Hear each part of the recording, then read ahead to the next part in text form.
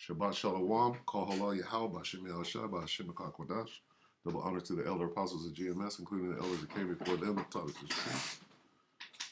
Shabbat Shalom and salutations on the brothers out pushing the word in truth and in sincerity, the hopeful elect tabernacle of David.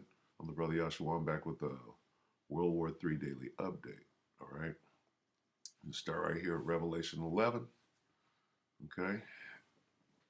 11 and 14. The second woe is past. The second woe is talking about World War II. And behold, the third woe, World War III, cometh quickly. All right. And no one can turn it back. The Most High is bringing it. All right. Isaiah 14 and 26, I believe. This is the purpose that is purposed upon the whole earth, World War III. And this is the hand that is stretched out upon all the nations. Okay? What hand? The hand is Yahushua. For the Lord of hosts, that's the Most High, hath purposed it, and who shall disannul it? And his hand is stretched out, and who shall turn it back? World War III is gonna happen no matter what you say. Even though you're pushing forth a little Cold War, war propaganda, you don't really want to destroy each other with nuclear bombs, but guess what? Most High has a purpose. This is the purpose that is purposed upon the whole earth, to destroy the world as we know it. All right? And this is the hand that is stretched out upon all the nations. For the Lord of hosts hath purposed, and who shall disannul it? And his hand is stretched out, and who shall turn it back? Let's get Joel real quick. All nations.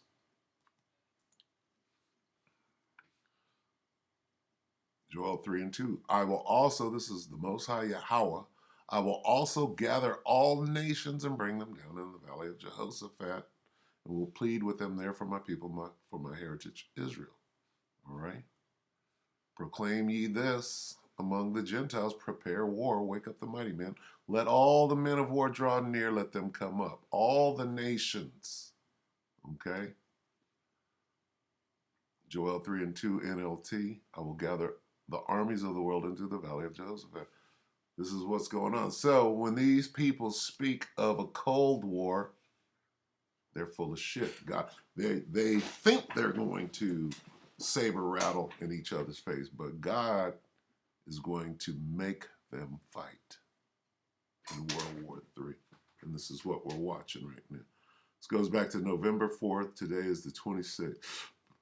Okay, 60 Minutes Australia. Prepare for what? Armageddon. What is that? That's right out of the Bible. China's warning to the world, World War III. 60 Minutes Australia. All right, let's watch this. The message coming out of China is getting louder by the day. It doesn't like other countries, especially Australia, ganging up and meddling in its affairs. As we know, Beijing is currently doing its best to punish us economically, but in the last few days, President Xi Jinping has also ratcheted up the rhetoric by warning of the perils of a new Cold War. A loose translation is, if we don't stop poking the panda, we'll face serious consequences. Ain't no Cold War. What do you mean Cold? Cold War means that we ain't fighting, we just talking shit, right? And conducting policy under the facade of a war. All right, we're really shifting all manufacturing over to China, which they've been doing since the 1990s. Nothing is no longer made in the United States. This is where you think you're going to run your NWO out of, and it's all bullshit. Okay, the Most High is going to make you fight each other, right? Right before he sends in his troops and takes you all down. Now, it's worth taking that threat seriously because Xi controls the largest military force in the world. And as one of his supporters cautions tonight, the cost of conflict with China could be Armageddon. Well, It's a prospect as terrifying as it is unthinkable. not could be Armageddon, will be, shall be, as in thou shalt, as in a lawful order. A military showdown between two nuclear armed superpowers, the United States and China. A conflict that could reshape the world order. Is Australia vulnerable at the moment? Australia is monstrously vulnerable at the moment. We have this naive faith that American military power is infinite, and it's not. Tonight, leading minds on the Most High's power is infinite, and it is. He's going to force your hand and make you fight each other. war with China. It's going to be waged on an economic front. It's going to be waged on a social affairs front. They're going to come at us all ways. It's called asymmetric warfare. How likely is it? How prepared are we? And at what cost for us and the world? Use all your imagination.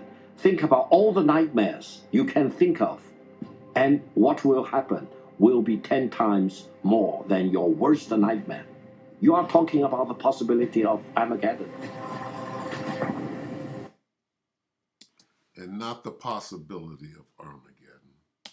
The definite, the coming forth of Armageddon. And you know what? We're not even going to... I suggest that you go watch this in its entirety.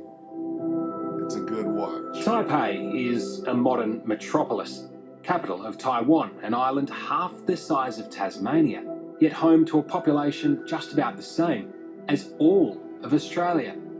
The trigger point for conflict with China, if it comes, is right here. So they're supposedly supposed to be fighting over Taiwan. Okay? And what they don't want to do is they don't want to point their nukes at each other and destroy each other. But they don't have a choice. The Most High is going to do it. He's going to bring it forth. He has a purpose.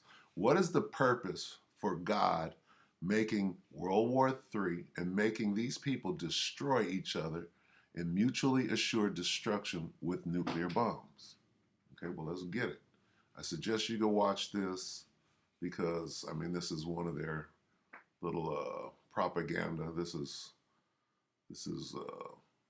wars and rumors. These are threats of war, right? But the Most High is going to bring it forth, all right? Why? I will gather the armies of the world into the valley of Jehoshaphat. What's the purpose? There I will judge them for harming my people, all right? Judgment is why, okay? Did we straight to Joel? I'm sure we got it anyway. So let's get 2nd Ezra 6. Here's what's going on. Okay. This is the end of the world as we know it. Why World War III? Why mutually assured destruction with nuclear weapons? Because of this. 2nd Ezra 6 and 6. Then did I consider these things, and they were all made through me alone, and through none other. By me also shall they be ended, and by none other. This is God saying, I created everything through my Son, who the world ignorantly calls Jesus Christ. His name is Yahushua. Through me, right? Through the Most High. And then Ezra said, Then answered I and said, What shall be the parting asunder of the times? Or when shall be the end of the first world, the world as we know it right now, and the beginning of it that followeth? All right? This is the purpose for World War III, to destroy the armies of the world so that God can come in or send in his Son and the angels, all right, to set up his new world order, which is going to be Jacob or Israel, The Israelites, Negroes, Latinos, Native Americans, Seminole Indians, are going to be in rulership, all right? And that's what this is saying. And he said unto me, from Abraham unto Isaac, when Jacob and Esau were born of him, Jacob's hand held first the heel of Esau. For Esau, the world we live in now, is the end of the world through nuclear, mutually assured destruction. And Jacob is the beginning of it that followeth.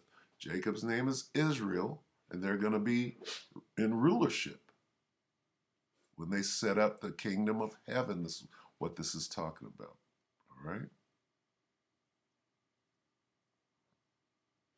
All right, so let's get one more. We can go ahead and close it up. Let's get Revelation 11 again. All right? And this is where what it means to be saved. Who's going to be saved? The elect of Israel is going to be saved. All right? And after that comes the nuclear destruction. All right? Right here. And they heard a great voice from heaven saying unto them, come up hither.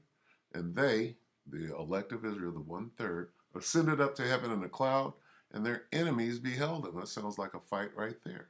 Their enemies. When you go to war, who do you fight against? Your enemy.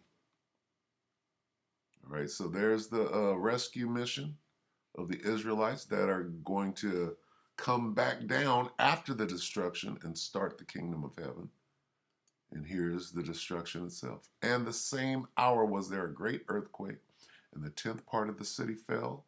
This is talking about Babylon, the great city, also known as America. And in the earthquake were slain of men 7,000, means everyone that was left on the ground.